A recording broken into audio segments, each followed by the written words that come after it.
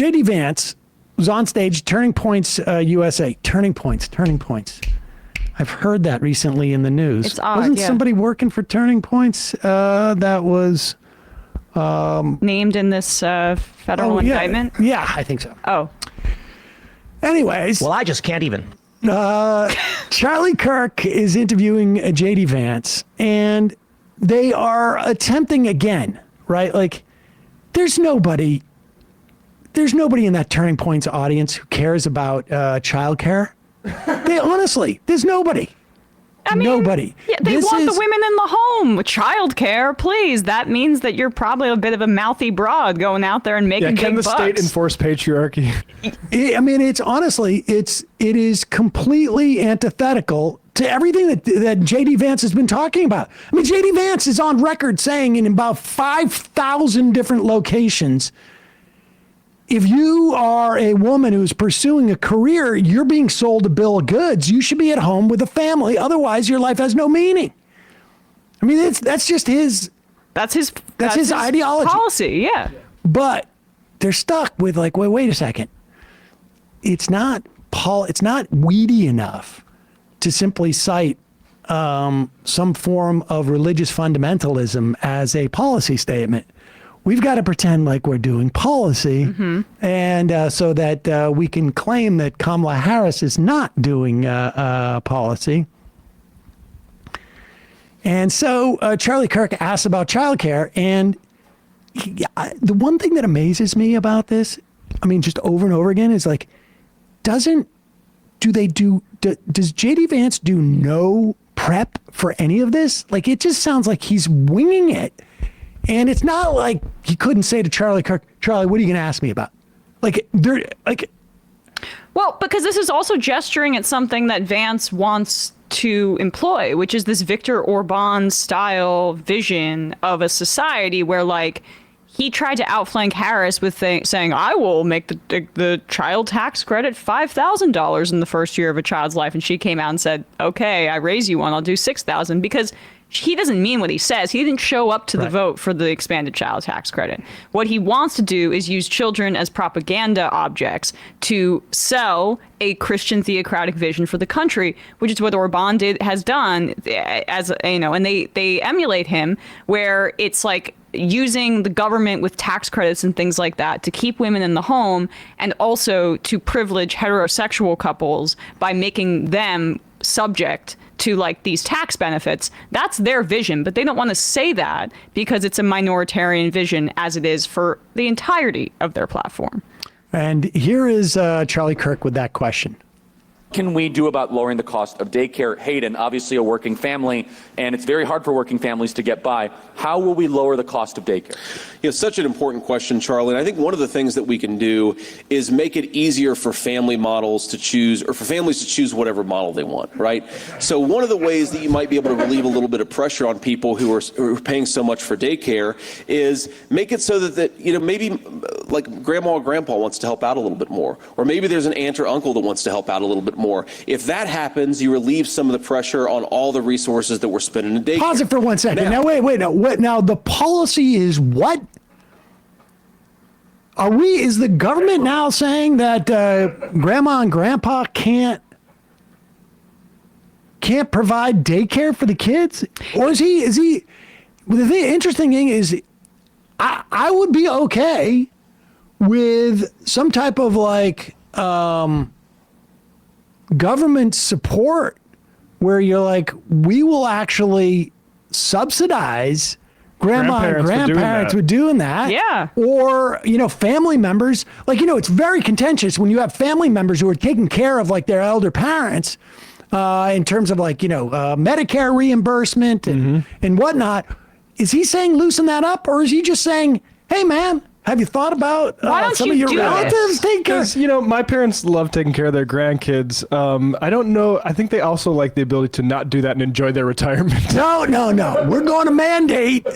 Listen, if you do it once, Grandma, you got to do it every day, starting at 8:30 a.m. I want you here. Do you see just like the levels of conditions that need to be in place for this vision to be there? You need to live in proximity to grandparents or to uncles and aunts that are willing to do this, one that are able to do this. Like the Republicans want to raise the Social Security retirement age right now, which is a cut to Social Security, which means that grandparents are working even longer. So one, you have to be living near them. They have to be alive. They have to be willing to do so. They have to have the financial means to be able to take care of your kids without having to work. And you have to have a good relationship with them. And like that does not apply to a majority of people. But here's the thing. If the conditions were right anyways, people are doing this. Yes. It's not like somebody's at home watching TV going like, I never thought about that. holy crap. Right. Of course. In fact, my folks live with us. Why didn't we ask them, honey, what's wrong with us? Oh. JD Vance has just shown us the light. Silicon Valley, Go baby, back. coming up with all the innovation. Yeah, total disruptor, this dude. Model they want, right? So one of the ways that you might be able to relieve a little bit of pressure on people who are paying so much for daycare is make it so that maybe like grandma or grandpa wants to help out a little bit more. Oh, Or maybe there's an okay. aunt or uncle that wants to help out a little bit more. If that happens, you relieve some of the pressure on all the resources that we're spending in daycare. Now, you talk about just daycare. Let's say you don't have somebody who can provide that extra set of hands. Pause it. No, wait, no, now we're getting into it. This guy's a deep thinker. Yeah, maybe you haven't thought about having your relatives take care of your kids. And if you haven't thought about that, you should think about it. But in the rare instance that can't happen, here's my idea. Let's say you don't have somebody who can provide that extra set of hands. What we've got to do is actually empower people to get trained in the skills that they need for the 21st century. We've got a lot of people who love kids, who would love to take care of kids. Pause it. Incidentally, I just want to go back a little bit. Like, you can tell this guy's never even given this topic one iota of thought, because the issue with childcare, not just a 21st century position. I just want you to know It this. hasn't been modernized enough. No, it's like, yeah, childcare, like we need to have robots do it. Mm-hmm. What is he talking about? We need to train people for 21st century skills.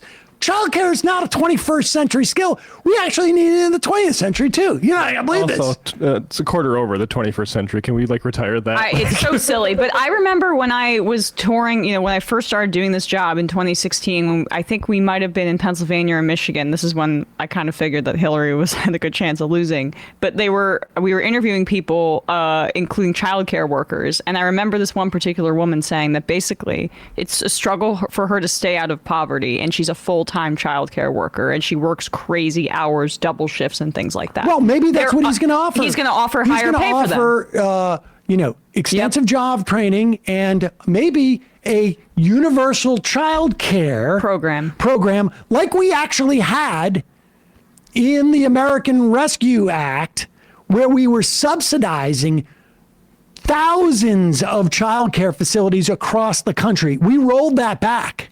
That's why this is actually an issue now. It got rolled back because in Build Back Better, it was cut out to deal with Sinema and Manchin and stooges like his colleagues in the Republican Senate. But here it is. Here's the big, he's going to come in with some funding, I bet. Is actually empower people to get trained in the skills that they need for the 21st century. We've got a lot of people who love kids, who would love to take care of kids, but they can't, either because they don't have access to the education that they need, or maybe more importantly, because the state government says you're not allowed to take care of children unless you have some ridiculous certification that has nothing to do with taking care of kids. All right, pause it right there. I want you to, do we have that link?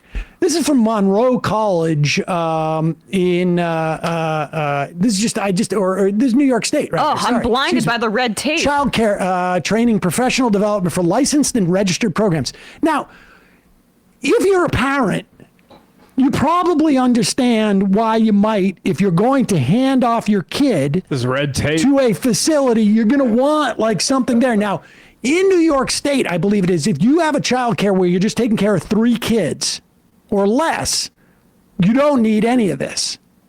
But if it's more, you need, and this is pretty onerous stuff. Let's go down. What are the New York State requirements? Roles and training. Okay, if you're a child daycare provider, your role is to attend training and keep accurate records, et cetera, et cetera. Okay, what is needed to, the training credits are, keep going down. Where was that? It was 30 hours you need of training. Here it is, yeah. Okay, upon request from the office, you must be able to show proof of compliance with 30 hours of training needed in a 2-year period.